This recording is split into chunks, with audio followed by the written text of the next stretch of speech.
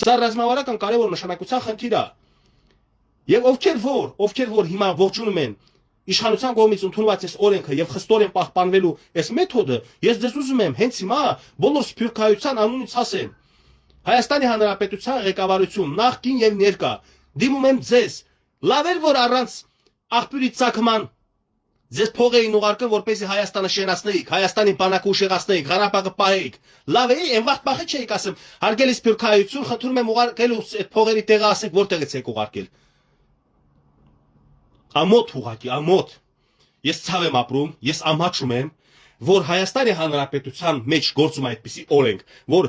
սփյուռքահայությունից խնդրում է փող, ասում է օգներ ինձ, Հայաստանից ոտի կանգնի, Հայաստանը ոտի է կանգնել։ Հիմա այն ում սփյուռքահայը, ով որ այնտեղից փող է ուղարկել, Հայաստանը ոտի կանգնի, ուզում է վերադառնա իր հայրենիքում ապրի, ասում է ցակումնաբանությունը բեր։ Առանց հաշվի առնելով, որ կարող է այդ հայը կարող անդեսկի սև, այսինքն չգրանցված տեղ աշխատել։ Այդպիսի հայեր հաստատում են, տակնել են գրել, որ մենք սևով ենք աշխատել այդ փող, այսինքն չգրանցված։ Կարտոշկա են ցանել։ Ես ինքս Ռուսաստան ապրել եմ 3 տարի, դաշտերում եմ աշխատել։ Փող եմ աշխատել, փող եմ վաստակել, ծնկած, չոքեչոք, դաշտերում աշխատելով։ Մի կերպ մի հատ 95 թվականի Mercedes եմ առել, որ այստեղ դուք կարում եք էտի մի օրում առնեք, այդ օրենք գրողներդ։ Հիմա պետքա ձեզ բացատրություն, որտեղ ես բացատրություն տամ։ Գնամ ասեմ Շևչենկո, Լոսև, Էնդելով կար, Սերգեյևիչ, այս մեկ, այն մեկ, Պավլով, Ալֆանասի, ասեք, թուղթ գրեք, որ ես ձեր մոտ Քալամի աշխատանքի մասնակցել եմ, կարտոշկի ստոխի մասնակցել եմ եւ այդ գումարները դուք եք իստվել։ Էդ ինչ ձև է։ Չունեք թուղթ, всё, կարճ կոնկրետ։ Սփյուռքից վերադարձող հայը, եթե ուզում է Հայաստանում տուն առնի, ոչ թե մտնի շուկայի մեջ բիզնես, ոսկու շուկա, նավթի շուկա, խոշոր փողերի մեջ, այդ մարդուն հետևից մի ընկեք, մի խոչընդոտեք, դժվարություն մի սարքեք։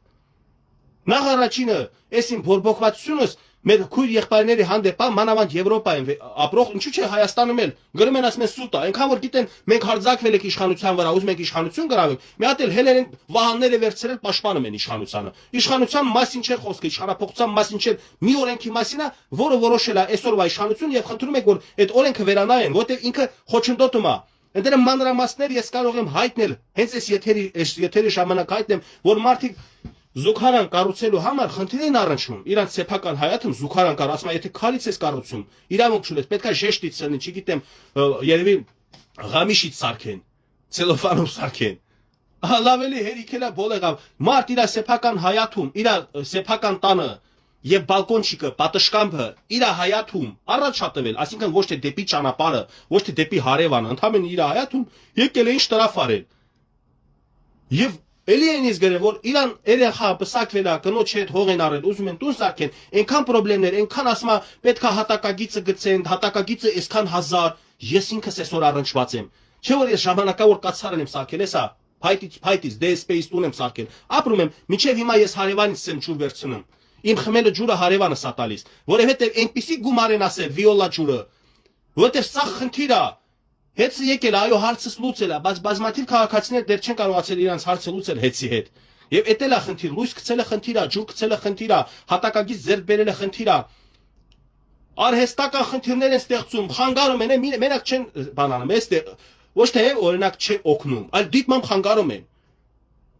Թույլ տվեք մարդիկ իրենց տունը կառուցեն։ Ոչ մի մարդ չի ուզի իր տունը փլվի, կգնա կխնդրի իր մորքորի տղուն, իր հորքորի աղջկան, իր հարևան, իր բարեկամին, ով որ կարդացած է, ով որ ինժեներական ավարտ է, չգիտեմ,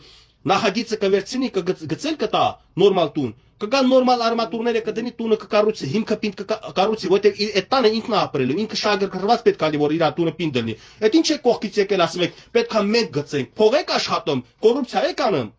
Ուզում եք դուք մտնեք այդ մարդու համար հատակագիծ գծեք, որպեսզի 500,000, 1.5 միլիոն, չգիտեմ, թվերը, տարբեր ժամանակ տարբեր թվեր եմ լսել, ես տենց չեմ կողմնորոշվել, թե մեկ հատակագիծը ինչքան արժի։ Բայց ես առնչվել եմ, որ 2.190,000 փող են ուզել ինձանից ջուր գցելու համար։ Երրորդ դիմումից հետևանքով չգիտեմ, ասին արդեն իջեցրել են 600,000-ը 500,000 են սարքել։